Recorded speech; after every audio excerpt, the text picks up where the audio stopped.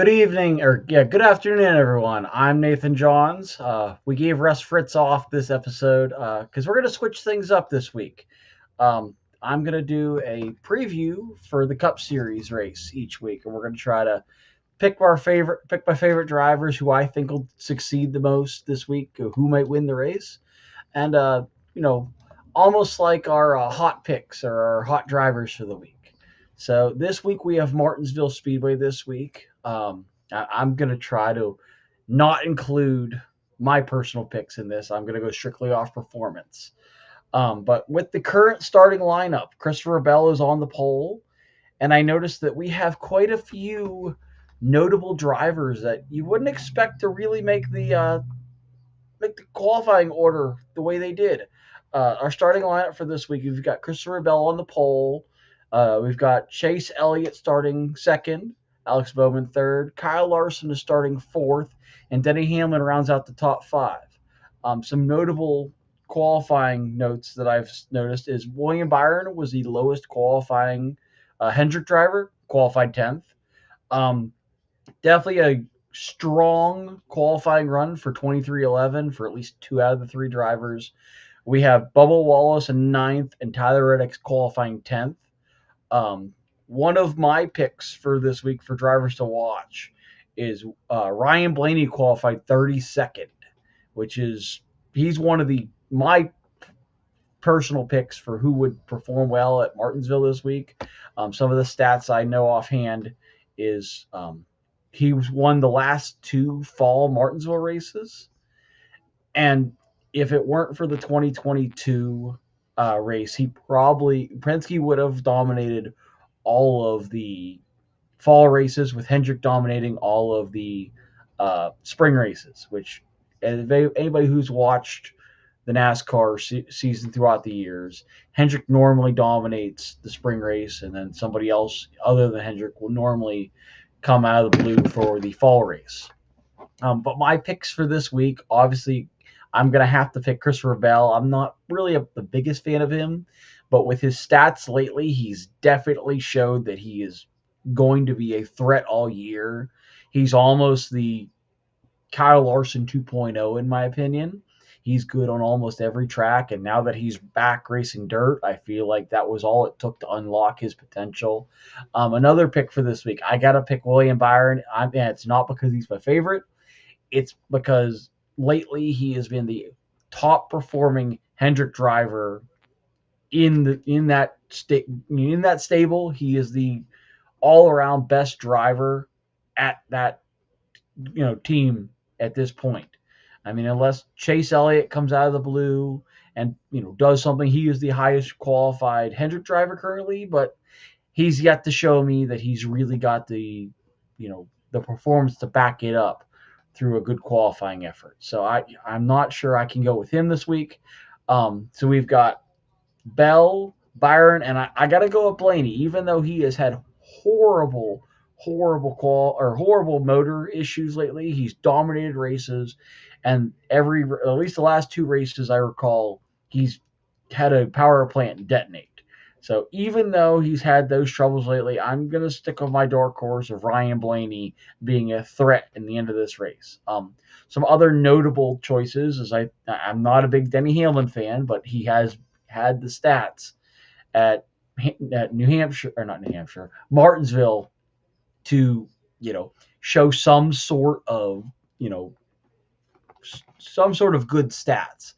I don't think he will win today, but he's definitely going to be a front runner today. Joe Gibbs has been a big threat at Martinsville along with Hendrick. They've all been front runners. I can't really see Penske competing unless it was Blaney, because Joey Logano really hasn't had anything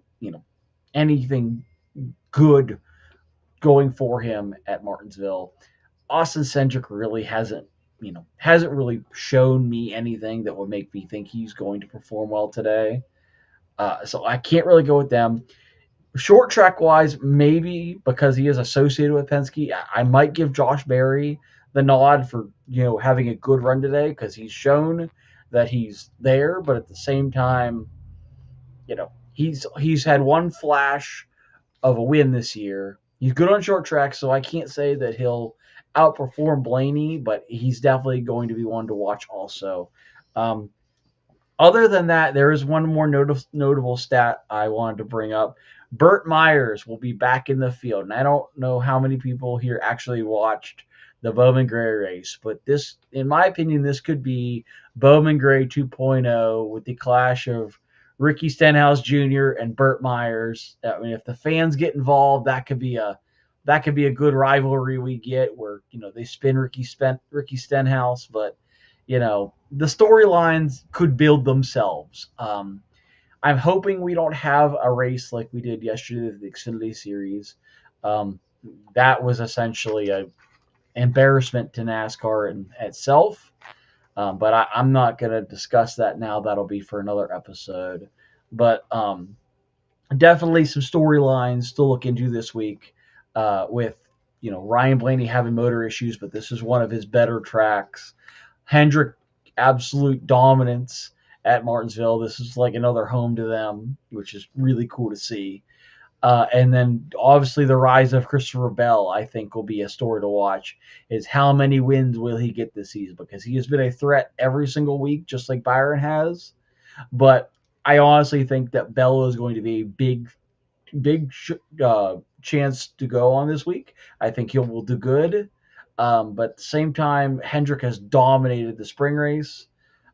Just for some facts for people out there, I believe it was Kyle Larson won 2 years ago the spring race, and then William Byron obviously won last year in the Ruby Red cars.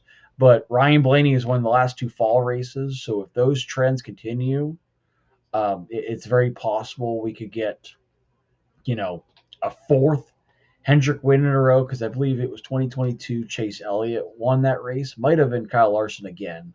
No, it was William Byron, I remember. So we had William Byron, Kyle Larson, William Byron in the spring races from 2022 till now. Other than the Hale Mellon year, it has been all Ryan Blaney in the fall races. Hale Mellon was obviously 2022. But I gotta stick with my guns here. I think Hendrick and Gibbs will be a threat for the spring race. We'll see how the fall race goes. I'm hoping Kyle Busch will, pull something out to do better. Maybe that big announcement will, energize him to do something. But I don't know. We'll wait and see. Race starts at 3 o'clock today. So currently, as of taping this, it's about 20 minutes from now. Weather's looking pretty good at the track. Looks a little cloudy, maybe overcast. Not hot weather, but also not cold as could be. Raining weather. So I'm happy to see that we're going to get a nice race here. Um, but yeah, we'll see what happens. I don't know if anybody had any comments or input they want to put into this episode, but I just want to make sure I give you know my thoughts on the race prior to the race. I figured we'd switch it up a little bit, give a race preview. Today's race starts at 3 o'clock. It's going to be 400 laps. The first stage is 80 laps. Should kick off here very shortly. So I'm looking forward to Martinsville. It's one of my personal favorite tracks.